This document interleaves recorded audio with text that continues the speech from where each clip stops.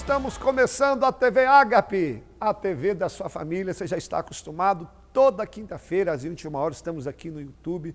Esse programa tem ido longe, tem alcançado muitas pessoas, transformado, edificado. E hoje você que está aí com a gente pode se preparar que o programa hoje está uma bênção. Deus vai falar com você do início ao fim. Não saia daí, tá? Fica até o final. E já dá o like aí, dá o like, compartilha. O objetivo também é alcançar mais vidas. Manda para o grupo da família, dos amigos, ok? Já vamos lá para o primeiro quadro, Podcast Ágape.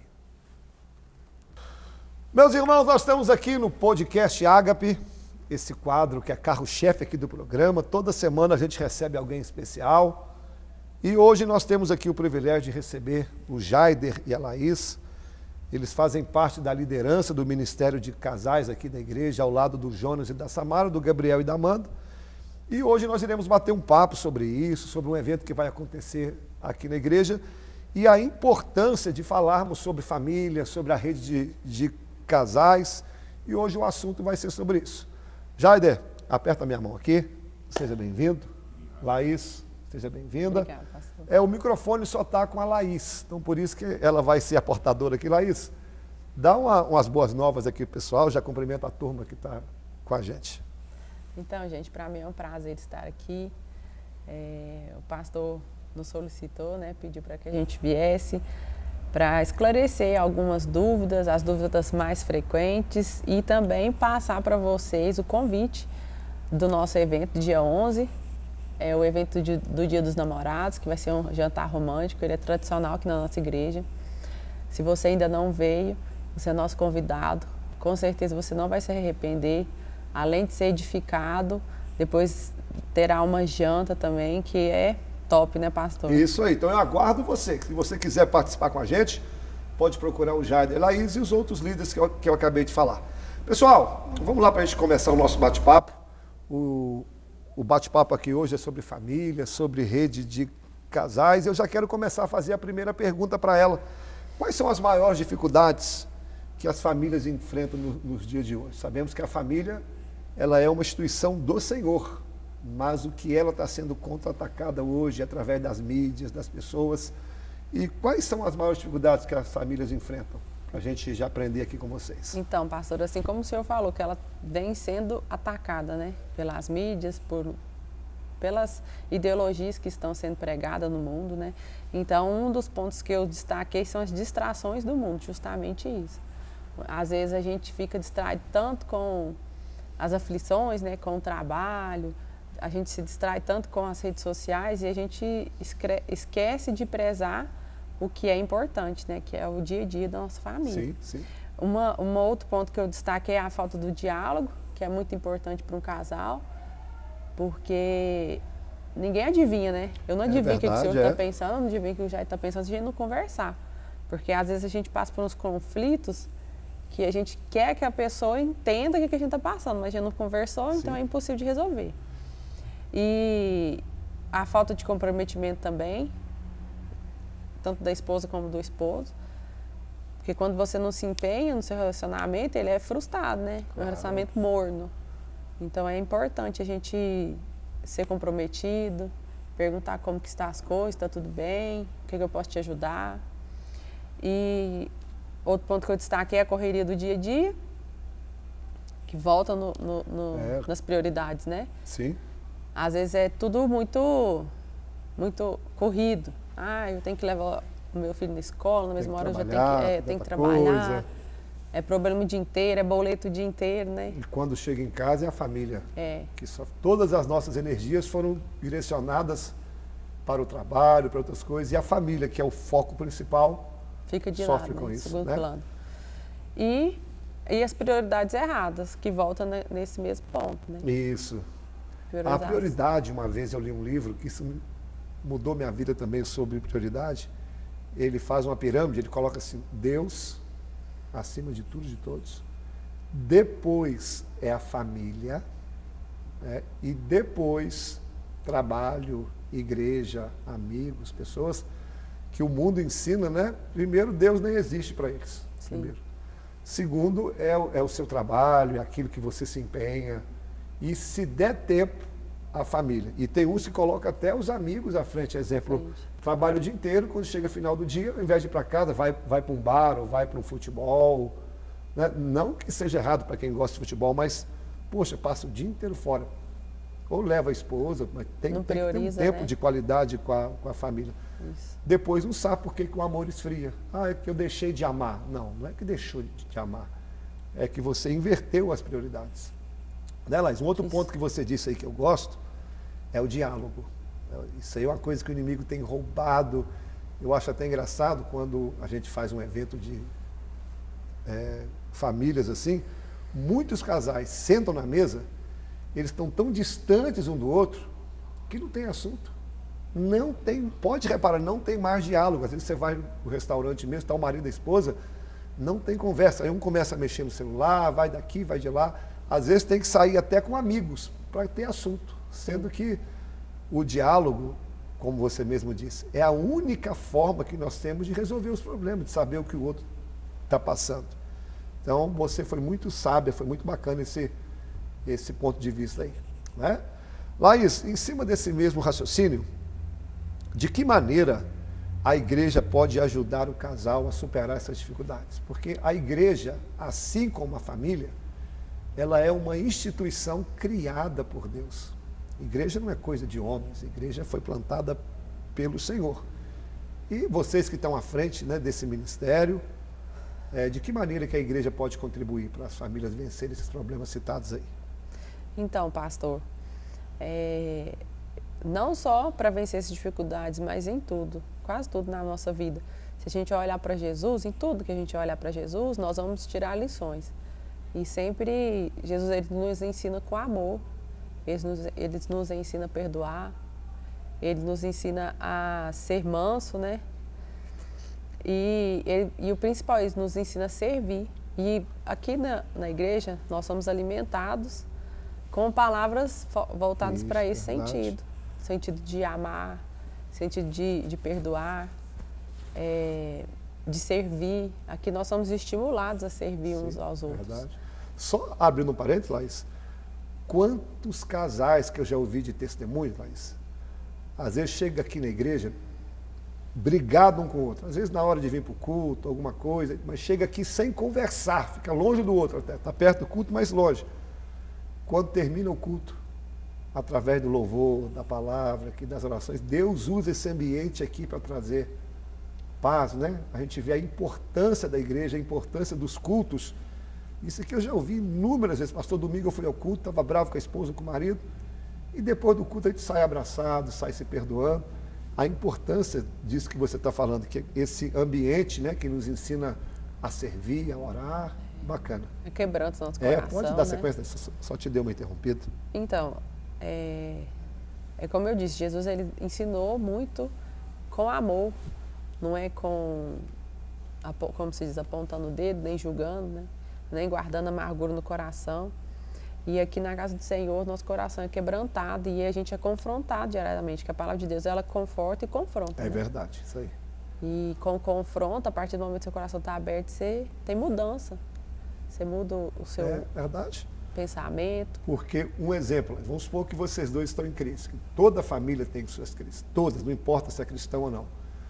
Se você está passando uma crise e vai se aconselhar com alguém que não tem princípio bíblico, qual que é o conselho deles? 2, né? Ah, se ele gritou, grita também. Se ele que te ofendeu, ofende também. Ah, tá triste, sai de casa. Verdade. Ou se não, separa. Aqui na igreja não, é o contrário. Como você mesmo falou, os princípios bíblicos, te magoou, perdoa. Né? Tá triste, que vamos acertar. Ah, mas eu quero separar. Não, a gente vai tentar mais uma vez. Como você disse, os princípios bíblicos, ainda que nos confronte, mas a gente sabe que é melhor ser confrontado para ter uma mudança do que ser consolado por falsos conselhos que no final vai trazer só mais dor de cabeça. Sim, né, Laís? Verdade. Vamos para a próxima? Vamos lá. Pessoal, que bate-papo interessante, né? Só lembrando que eu estou com o Jaider e com a Laís. O Jaider está mais caladinho, pessoal, porque a gente só tem 2 microfones e está com a Laís. Mas o Jaider é uma pessoa espetacular. E eles são líderes aqui da Rede de Casais, ao lado do Jonas e da Samara. do Gabriel e da Amanda, eles não puderam estar aqui, tá por questão de espaço, mas está representando. E vai acontecer um evento agora no dia 11, que é o jantar para casais, noivos e namorados. Estamos aqui para convidar vocês a participar com a gente. Esse evento que é um marco aqui na cidade. Pessoas de várias igrejas e várias religiões também participam com a gente. Tem um jantar maravilhoso e depois antes uma palavra de Deus. Tem um custo simbólico. Se você quiser participar, só procurar os dois aqui, mais os outros líderes. Sim. E para terminar o bate-papo, qual a importância de sempre estar semeando nos relacionamentos? Então, pastor, quando a gente fala de semear, a gente fala de plantio. Sim. E a gente planta para colher, né? Então, o princípio é a colheita, porque não tem como você plantar... Você colher em cima de algo que não plantou. Não tem como você plantar coisas boas, plantar amor, carinho, perdão e colher amargura, colher palavras ríspidas, né? A partir do momento que você é uma pessoa sábia, que você pede sabedoria a Deus, Ele te dá, com certeza você vai colher coisas boas do seu relacionamento. Isso aí, Laís, até Jesus disse, né? Aquilo que você quer que aconteça contigo, faça na vida do outro. Sim. Então a importância de você tratar bem o cônjuge, porque isso é um princípio da vida, é um princípio bíblico e um princípio da vida. Gálatas 6,7. De Deus não se zomba. Tudo aquilo que o homem plantar, você vai colher, né? Então, a partir do momento que você honra o cônjuge, você perdoa, você tem palavras boas, automaticamente, gente, você vai receber isso. Por mais turrão que seja a pessoa, por mais turrão, mais cedo ou mais tarde a pessoa passa a retribuir. Cada um tem uma história, às vezes a história da pessoa foi mais difícil, ela se torna dura, né? Mas à medida que você vai tratando o outro bem, mais cedo ou mais tarde as colheitas chegam, né? Laís, desculpa. E um outro ponto é se colocar no lugar da pessoa. É verdade, né? Isso aí é fundamental, né, Laís? Se você... eu não gosto que grita comigo, por que eu vou gritar, Justamente. Né? E para nós terminarmos, Laís, ano passado a gente fez um evento aqui, na verdade a gente começou antes da pandemia, né? Uhum. A gente fez um evento aqui ano passado que deu muita gente. E esse ano a gente vai repetir. Fala um pouquinho para nós sobre a clínica de casais. Então, irmãos, eu tenho um sentimento muito especial por essa clínica dos casais, porque ela é uma bênção. Quem vem e frequenta são 4 semanas consecutivas. E tem vários casos, né, pastor, de pessoas que vieram, que o casamento foi transformado e que a vida em si, né, foi edificada e mudada. E o nome lá se chama clínica, por quê? A gente trata de assuntos ali que às vezes não dá para tratar num culto normal. Às vezes tem uma criança aqui, tem um adolescente, ou a gente fala clínica, porque ali a gente vai tratar das dificuldades que toda família enfrenta na área sexual, na área financeira, na área sentimental. Então, assim, como a Laís disse, é uma bênção. Quantas pessoas que vieram aqui e participar e quantos testemunhos depois que a família foi mudada, né, Laís? Isso. E é muito legal que depois o pastor abre um momento, depois de cada palestra, para perguntas. Caixa de perguntas anônima, né? Para ninguém saber quem fez, senão dá problema em casa. E é muito bom, porque se você vem e às vezes a gente tem umas dúvidas, né? Que a gente não tem vergonha de expor para todo mundo, mas como é anônimo, se você tiver uma dúvida... Fica ruim é para mim, eles me colocam cada espreita aqui que não é fácil não, Jair. Você faz a pergunta, o pastor esclarece e é uma bênção, porque o pastor ele tem bagagem, né? Ele é um pastor, a palavra dele é muito voltada para a família, para casal e é uma bênção. E já tem uma data mais ou menos, só uma prévia? Então, nós estamos programando para fazer no mês de agosto. Legal. E a gente define as datas com o senhor, né? Beleza. De disponibilidade. Pessoal, a gente tem que encerrar o podcast aqui, mas fica o nosso convite, tá? Para o dia 11, às 19h30, né? Esqueci? Sim. Às 19h30, o nosso jantar para casais, noivos, namorados. Garanta o seu lugar, invista no seu relacionamento. E quero agradecer o Jair, a Laís, Gabriel e Amanda, Jonas e Samara, por estarem nos ajudando aqui nessa rede familiar. Aperta a minha mão aqui, Jair. Já está caladinho, está sem microfone, mas é fera. Laís, obrigado. Obrigado, pastor. Despede aí do pessoal para a gente já terminar. Irmãos, muito obrigada, viu, pastor, pelo convite. Eu que agradeço. E eu estou aqui com o coração alegre, feliz em poder proporcionar para a igreja, né, mais um evento para os casais. E quero convidar vocês novamente Vamos investir no nosso casamento, no nosso relacionamento, que a colheita vai ser farta, né, pastor? Pessoal, assim a gente encerra o podcast, mas fica aí, tem muita coisa boa aqui no programa. Próximo quadro. Te aguardo aqui, hein, no evento de casais, dá o seu nome, dia 11, 19h30. Vamos agora para o meu amigo Zilton, ele tem esse quadro aí tão legal, nos ensinando a entender as canções que a gente louva. Qual que é a canção de hoje, Zilton? Bom, meus amigos, esse é o nosso Cantando a Palavra e hoje nós iremos falar sobre uma canção que foi muito cantada nas igrejas, mas nós não sabemos o quanto ela foi impactante na vida de algumas pessoas.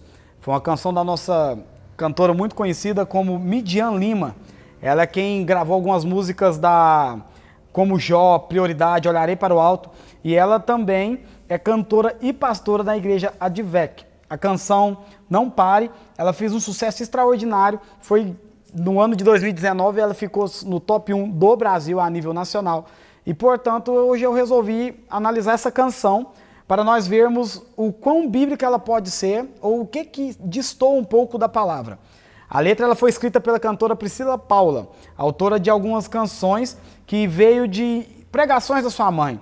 Ela conta que quando ela foi compor essa canção, ela foi inspirada pela pregação que a sua mãe pregava sobre a pesca maravilhosa, que é descrita em Lucas 5.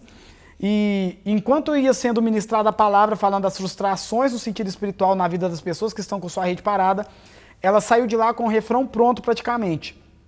Então foi uma música que mexeu muito com a autora e com a própria Midian, que é a representante da música, quem canta, e ela disse que foi uma música que falou muito com ela. A música é muito linda, a combinação e a harmonia são perfeitas, mas nós temos que ver o que significa a expressão volte para o mar e quem mandou largar a rede, que são os versos chaves dessa canção. Porque muitas das vezes nós cantamos algo dentro da nossa alma, mas nós não temos uma interpretação bíblica daquilo. Então nós podemos ver que essa canção, ela já distou um pouco do sentido da palavra louvor. Quando nós analisamos a palavra louvor no hebraico original, ela significa elogio. Quer dizer que nós vamos elogiar alguém que é Deus ou qualquer pessoa. A palavra louvor significa elogio. Então, quando nós fazemos louvor na igreja, isso quer dizer que nós vamos elogiar a Deus por tudo aquilo que Ele é ou aquilo que Ele fez. Então, quando nós vemos algumas partes desta canção, nós vemos que, na letra geral, essa canção ela não fala tanto de Deus. Ela fala mais sobre o homem. Diferente da canção Jó, que fala a Ele a glória, para sempre amém, Não Pare não tem nada que denote louvor ao Senhor. E pelo contrário, ela está explícito na canção. Filho, eu vou te honrar. Então o cerne desta letra está na honra ao homem sob o lugar da sua vergonha. Então dentro dessa análise, dentro desse contexto, ela não há glória, ela não há louvor e ela não há adoração para Deus aqui. Há mais também um favor de Deus trabalhando em favor do homem. Então nessa simples interpretação a gente pode ver que a canção ela não é um louvor, mas o nosso foco aqui é entender se ela é bíblica. Segundo a cantora, ela foi baseada no versículo de Lucas 5, onde fala sobre a pesca maravilhosa. E o texto vai dizer o seguinte: em resposta, Simão disse: Mestre, havendo trabalhado toda a noite, nada apanhamos, mas sob a sua palavra eu lançarei as redes. Fazendo isso, apanharam grande quantidade de peixes, e as redes deles começaram a se romper. Então Jesus disse a Simão: não tenha medo, de agora em diante você será pescador de gente. E arrastando eles os barcos para a praia, deixaram tudo e o seguiram. Note que ao desenrolar da canção nós vamos ver uma espécie de diálogo entre um pescador desanimado, prestes a desistir de tudo, que fala apenas no primeiro parágrafo representando a Pedro, e o profeta que fala em nome de Deus, que representa Jesus, a fim de animar o pescador a não parar, não voltar para o mar, porque lá é o lugar dele. Essa profecia ocupa todo o restante da letra. Um dos princípios básicos da hermenêutica bíblica é o quê? É que a ciência da interpretação do texto sagrado é manter a originalidade do texto, ou seja, expor o texto de forma original pela qual ele foi escrito e ensinado. Muitas seitas, na verdade, todas elas surgiram por uma interpretação errada do texto bíblico. Então, ao fazer a exegese bíblica desta passagem, nota-se que o objetivo do escritor do Evangelho de Lucas é narrar o quê? Que no início dos ministérios dos primeiros discípulos de Jesus, e como nos seus chamados. Então, você ler o texto bíblico, fica claro que, ao contrário do que sugere a cantora, que o lugar de Pedro era no mar, a verdade é que Jesus disse para ele no verso 10 que o lugar dele não é o mar, é para ele largar as redes. Pedro poderia ter ganhado muito dinheiro com a venda de todos aqueles peixes, mas não foi essa a intenção de Jesus com essa pesca maravilhosa. Jesus não queria um Pedro pescador de peixes, mas sim um Pedro pescador de homens. Por isso Pedro abandonou tudo, é o que está escrito no texto, e inclusive as redes que estavam naquele volume grande de peixes para seguir a Jesus. Quem mandou largar a rede, então? A resposta é Jesus. Quando Jesus encontra com Pedro, ele pede o barco emprestado. E após o barco emprestado, ele pede que ele lance a rede pelo relato que Pedro fala com ele. Então, quando Pedro larga as redes da profissão, não quer dizer que aquilo estava dando errado. Quer dizer que após ele ter alcançado o ápice da sua profissão, ele deveria abandonar tudo para seguir a Jesus. Segundo a Bíblia, Pedro ele volta ao ofício de pescador, mas apenas para se encontrar novamente com Jesus e abandonar de vez o barco. Jesus não nos convidou para recebermos honras humanas. Pelo contrário, ele nos disse que no mundo nós teríamos aflições em João 16:33, perseguições e injustiças em Mateus 5, 10 e 11, aborrecimento em Lucas 6:22. Ele nunca prometeu honra alguma nesta vida. Ele prometeu que os seus discípulos seriam mandados como ovelhas ao abatedouro. E Pedro sofreu perseguições, humilhações até a morte, e uma morte humilhante na cruz de cabeça para baixo. Portanto, a ordem do Senhor Jesus para nós não é: pegue a sua rede e volte para o mar que é o seu lugar. Mas sim, largue a sua rede, saia do mar, porque aí não é o seu lugar. Se você está cansado, sem forças, desanimado, decidido a largar tudo e parar, aceite o convite de Jesus, largue tudo, largue as redes, descanse em mim, me siga, porque olha o que ele nos disse: venha a mim todos vós que estáis cansados e sobrecarregados, e eu vos aliviarei. Está em Mateus 11:28. Está sem forças e desanimados, louve ao Senhor e a sua força se revigorará. Salmo 28:7 vai dizer o seguinte: o Senhor é minha força, Ele é o meu escudo, e meu coração confia nele. Nele fui socorrido, por isso meu coração exulta, e com bom cântico eu o louvarei. Nós não devemos buscar as honras do mundo, mas honrar a Deus, porque dele virá o nosso socorro e a nossa vitória. João 5:4 vai nos dizer o seguinte: porque tudo que é nascido de Deus vence o mundo, e esta é a vitória que vence o mundo, a nossa fé. Quem é que vence o mundo, senão aquele que crê que Jesus é o Filho de Deus? A canção ela pode até falar diretamente à nossa alma. Nós podemos ser encontrados em meio a essa letra abatido, desanimado, mas biblicamente é Jesus que nos manda abandonar a tudo, porque aquele que quiser vier após mim, ele deve abandonar a sua vida, pegar a sua cruz e me seguir. Então quem mandou largar a rede foi Jesus. É com o Senhor, pastorzão. Valeu, meu amigão. Pessoal, vamos para a agenda da igreja? Confere aí os dias de culto. Pessoal, quero passar para você a agenda da igreja. Vou te mostrar aqui todos os cultos para você ficar por dentro. Nós começamos aqui na segunda-feira o culto de oração, às 19h30. A gente ora, paga um preço pela igreja. É um culto pilar aqui. Toda terça e quinta nós temos os cultos dos lares. Quando você quiser um culto na sua casa, pode agendar. Temos uma equipe aqui bem preparada para levar o evangelho até seu lar ou na vida de alguém que você conhece. Quarta-feira, culto da vitória. Nesse culto nós sempre damos a oportunidade dos pregadores da igreja e, por sinal, temos aqui exímios pregadores e pregadoras. Nesse culto da vitória temos um clamor pelas causas impossíveis. 19h30, te aguardo. Quinta-feira, a TV Ágape, que você está nos assistindo, 21 horas no YouTube. Toda quinta-feira esse programa tem falado muito com você. Sexta-feira, culto da palavra, culto de doutrina, culto de ensinamento, onde nós estudamos um capítulo da Bíblia, ou um personagem. Eu mesmo que ministro nesse culto. Eu só não prego esse culto o dia que eu não estou aqui. No sábado nós temos 2 cultos. Temos o culto dos adolescentes às 17 horas, para você ensinar o seu filho desde novinho o caminho da igreja.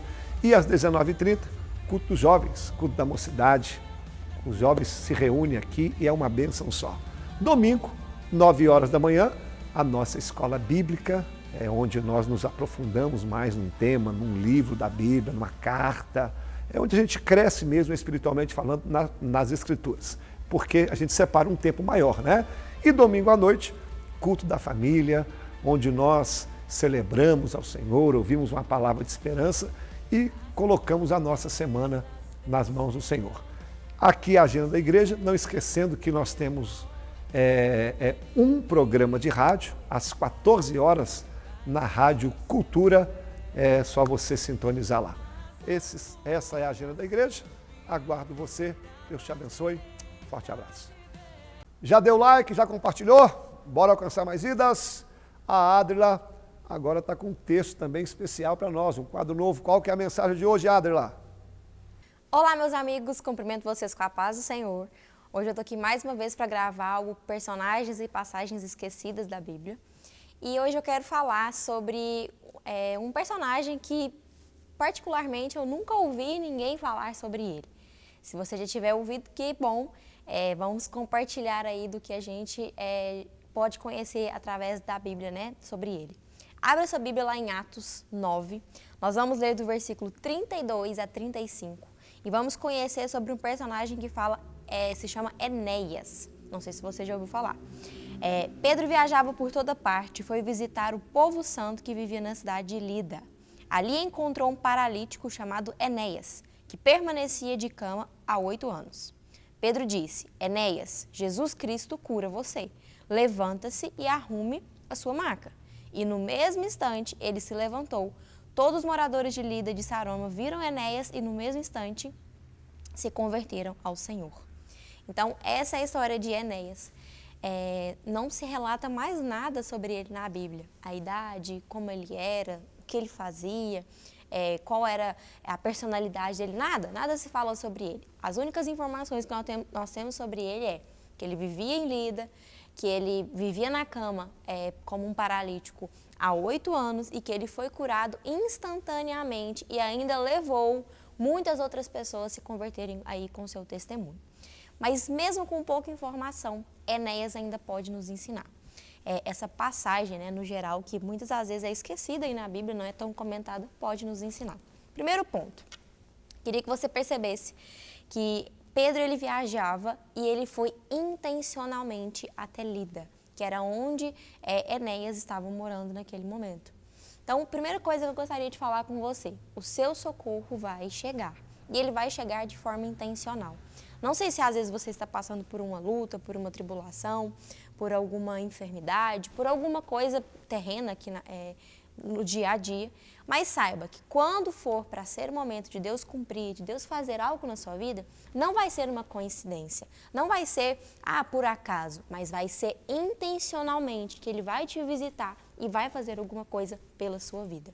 Às vezes nós passamos assim, temos a mania de dizer, que coincidência, nossa, que coisa, né, foi o destino. Não é destino, não é coincidência, nada é por acaso.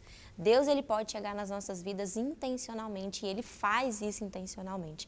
Ele deixou aquele paralítico ali 8 anos e levou Pedro em um momento em que precisava ali de se propagar o evangelho para curá-lo, exatamente nesse momento, de forma intencional. Então saiba que quando o seu milagre chegar, vai ser intencional. Não vai ser algo que vem do acaso, não vai ser algo que veio passageiro, não, mas foi algo premeditado e planejado pelo próprio Senhor. Segundo ponto, o milagre de Deus na minha vida não é só para mim. A palavra fala claramente que as pessoas, elas viram ele sendo curado, o Enéas no caso, e elas se converteram. Então, olha a importância da gente carregar um testemunho que vai influenciar também outras pessoas. Aquelas pessoas, tenho certeza, que às vezes sabiam do histórico dele, de saúde, que ele estava há 8 anos ali como um paralítico. A Bíblia o declara como um paralítico, então, de fato, deve que ele carregava esse título ali na sua comunidade. E quando elas viram, foi tanto impacto que elas se converteram a esse Deus. Então, que as pessoas, quando elas verem a obra do Senhor na sua vida, que as pessoas verem o seu testemunho, que elas sintam-se tão comovidas e tão confrontadas pelo poder do nosso Deus, que elas se convertam a Ele também, assim como foi na vida de Enéas. E por último, o milagre de Deus é liberado através da minha vida, não é sobre mim. Por que eu falo isso? Porque Pedro, quando ele chegou diante de Enéas, ele falou assim, Enéas, Jesus Cristo cura você. Você não vê Pedro em momento nenhum dizendo, eu tenho poder para te curar, eu vou fazer algo por você, eu vou fazer isso, eu vou fazer aquilo. Não. Ele fala, Jesus Cristo é quem vai fazer algo por você. Jesus Cristo vai te curar agora. E de fato isso aconteceu. Então, que nós possamos entender, quando a gente chegar para fazer algo para Deus, para trabalhar em prol dEle, para fazer algo para engrandecer o reino dEle, que não sejamos por nós, que não seja por nós, né? Mas que seja por Deus, que seja no nome de Jesus e que toda honra e que toda glória seja de fato para glorificar e louvar o nome de Deus, porque é só Ele que pode fazer. Nós somos meros instrumentos nas mãos dEle. Então, que nós possamos entender. A vida de Enéas aí é pouco relatada, questão de 3, 4 versículos que falam sobre ele, mas olha quantas lições nós podemos extrair aí com a vida desse homem que ficou paralítico por tanto tempo, mas quando encontrou Jesus, quando foi encontrado pela graça, pelo poder, pela cura dele, alcançou tantos outros também e ajudou outros a encontrarem esse poder. Então, que essa palavra tenha falado com você assim como falou comigo e que nós sejamos Enéas. Muitas das vezes nós somos Enéas, né? Ficamos aí muito tempo passando por alguma coisa, passando por alguma luta, mas quando Deus nos encontra, que nós possamos seguir o exemplo dele, que nós possamos levar o que ele fez nas nossas vidas para outras pessoas, alcançá-las, abençoá-las com o nosso testemunho, com a nossa vida e glorificar o nome de Deus acima de todas as coisas. E é isso, espero que tenha falado com você. Fique com Deus, até a próxima. Obrigado, Adriana, valeu. Pessoal, vamos ouvir a palavra, uma mensagem lindíssima hoje, fica aí para você ouvir. Meus irmãos, vamos dar sequência à palavra, hoje é o segundo dia da mensagem sobre Zaqueu. Evangelho de Lucas, capítulo 19, diz assim: Entrando Jesus em Jericó, ele atravessava a cidade, e eis que um homem chamado Zaqueu, maioral ou chefe dos publicanos e rico, procurava ver quem era Jesus, mas ele não podia, por causa da multidão e por ele ser de pequena estatura. E então, correndo adiante, subiu a um sicômoro, que é uma figueira brava, a fim de vê-lo, porque por ali havia de passar. Quando Jesus chegou àquele lugar, olhando para cima, disse-lhe: Zaqueu, desce depressa, porque hoje me convém pousar ou ficar em sua casa. E ele desceu a toda pressa e o recebeu com alegria. Todos os que viram isso murmuravam, dizendo que eles se hospedaram com um homem pecador. Entremente, Zaqueu se levantou e disse ao Senhor: Senhor, eu resolvo dar aos pobres a metade dos meus bens, e se em alguma coisa eu tenho defraudado alguém, vou restituir 4 vezes mais.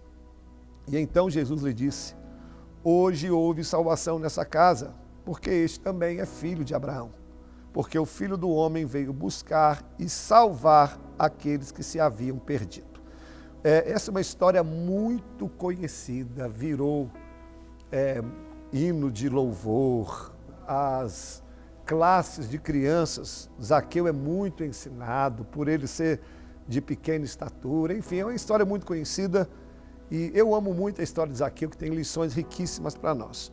O Evangelho de Lucas, ele foi escrito para o povo grego, para o povo saber que Jesus de fato era o Filho de Deus, né?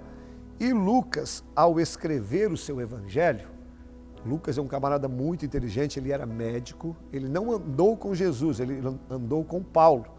E ele vai bater 4 coisas no seu evangelho. Primeiro, Deus é o Deus dos rejeitados, o Deus dos excluídos, sempre indo em busca daquela classe que a sociedade rejeitava. Segundo, ele vai falar muito sobre o perigo do amor ao dinheiro e às riquezas. Terceiro assunto que Lucas diz, que uma fé viva, uma fé ativa pode chamar a atenção de Deus. Quarto, todas as vezes que Jesus operava um milagre, os religiosos o criticavam. E o último assunto, Lucas sempre fala de família, de casa, de lar.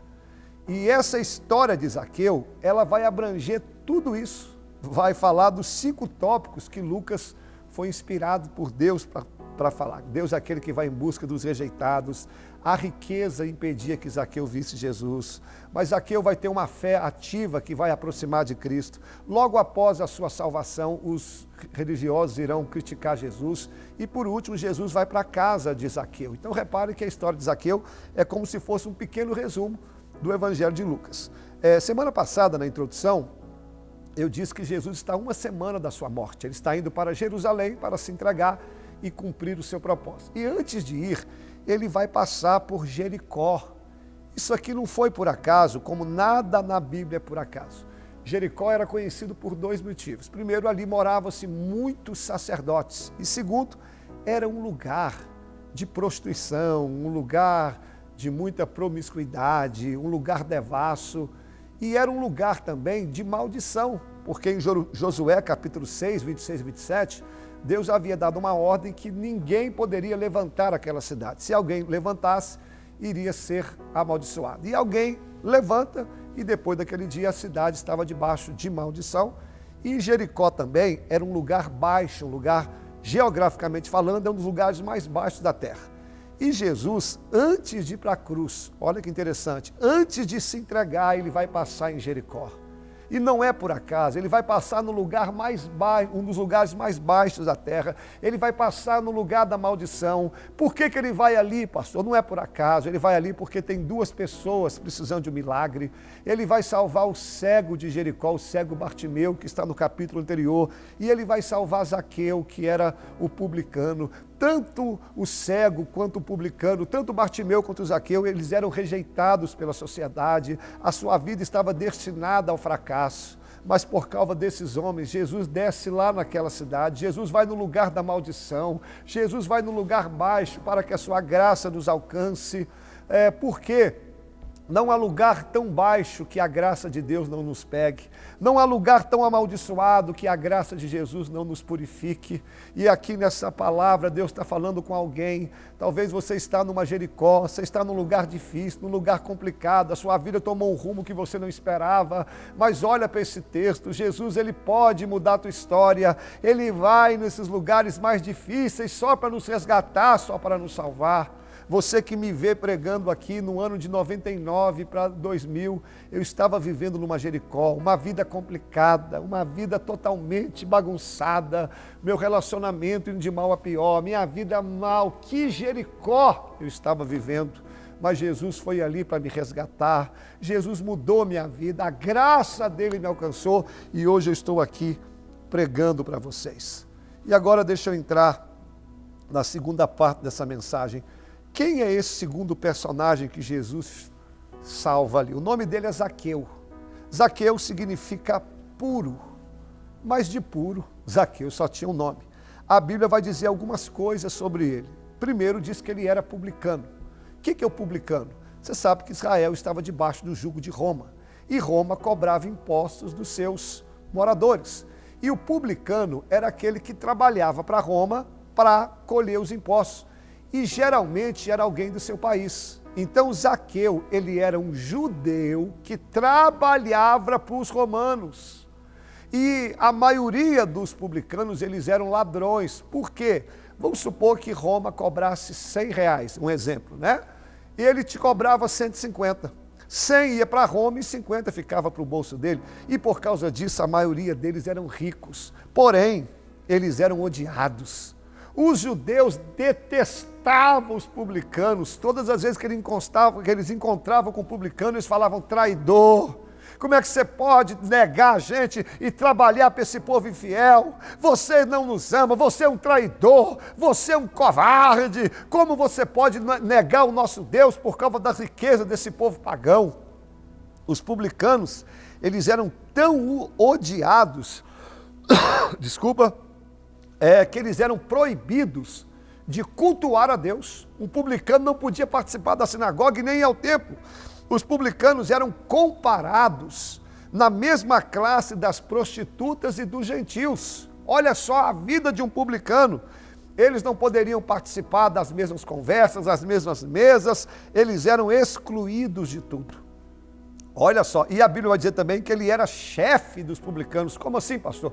Provavelmente esse homem é tão inteligente que ele, além de ter a sua coletoria, eles cobravam impostos da pescaria, cobravam impostos das estradas. Esse homem era tão inteligente que ele tinha pessoas trabalhando para ele. Então esse homem, ele arrecadava mais. A Bíblia vai dizer que ele era casado. Zaqueu tinha uma família.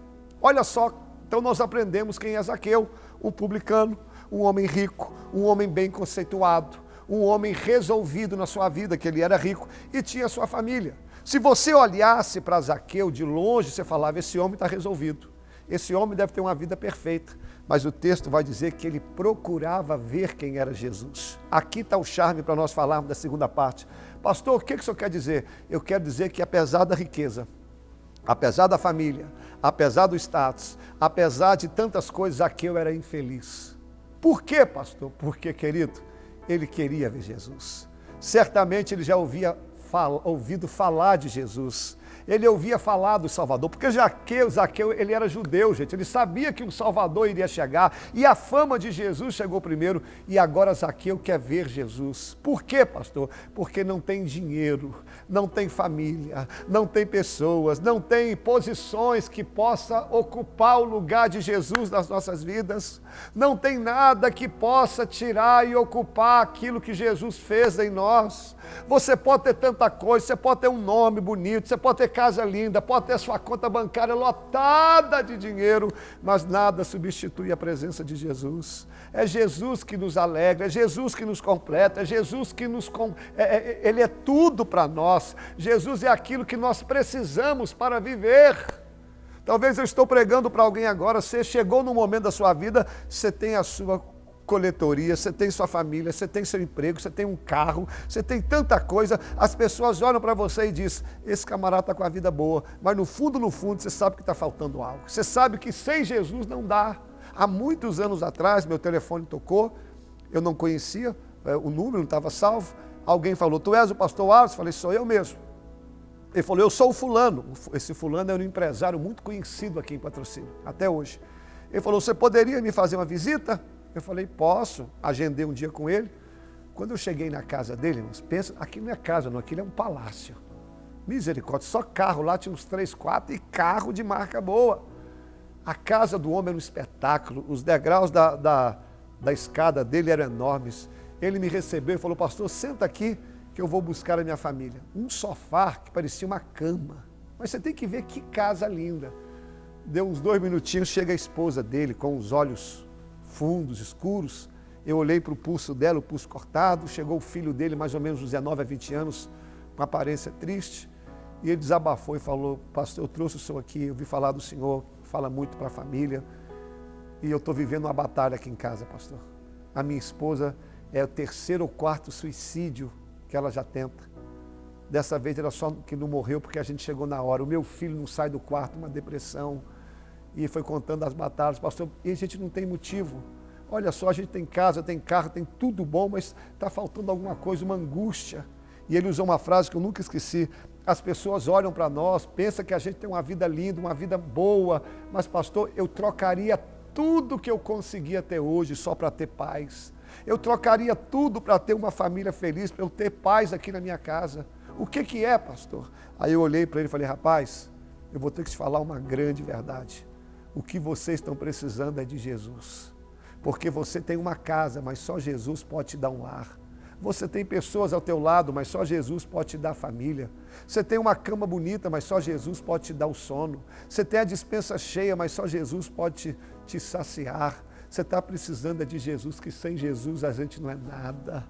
Olha, irmãos, eu tenho pessoas aqui na nossa igreja que às vezes ganham salário mínimo, às vezes não tem nem onde morar direito, mas quando você vai na casa deles, uma paz, uma alegria, Jesus não deixa faltar nada, porque não é o quanto que eu tenho na minha conta bancária, não é o meu título, o meu diploma, não, é a presença de Jesus em nós. Talvez como o Zaqueu aí, você está se vendo nessa história, eu venho fazer um convite a você.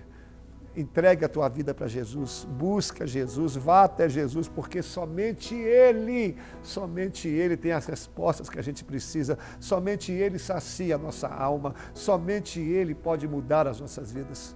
Se você hoje se vê como Zaqueu, eu te convido a procurar Jesus, eu te convido a entregar a sua vida para Jesus, porque Jesus é a única coisa que nós precisamos. Vamos orar? Semana que vem eu dou sequência a essa palavra. Vamos orar. Senhor, em nome de Jesus, eu quero entregar essa palavra, cada vida que ouviu essa mensagem. Às vezes, como Zaqueu, nós conquistamos tantas coisas. Nós temos casa, dinheiro, nós temos status, fama, mas nos falta Jesus. Jesus é aquele que nos alegra, que nos sustenta. É a única coisa que nós precisamos. Talvez eu estou pregando para alguém agora que está afastado dos seus caminhos. A vida tomou um rumo inesperado. A vida está amarga, a vida está difícil. mas que eles possam se reconciliar contigo, eles possam voltar para o Senhor. Longe do Senhor não tem vida, longe do Senhor a gente não tem felicidade plena. Pai, use essa palavra para despertar, use essa palavra para mudar a história deste homem e dessa mulher. Essa pessoa que está lutando contra uma enfermidade, onde as portas também estão fechadas, essa crise, que o Senhor entra com a resposta. Senhor, eu declaro a vitória do Senhor sobre a vida de cada pessoa que ouviu essa palavra e foi tocada por ela. Em nome de Jesus, amém. Meus irmãos, assim a gente encerra o nosso programa. Espero que você tenha gostado. Não esqueça de dar o like nem de compartilhar. Permitindo Deus, estaremos aqui semana que vem, tá bom? Um abraço, Pai do Senhor, Deus te abençoe.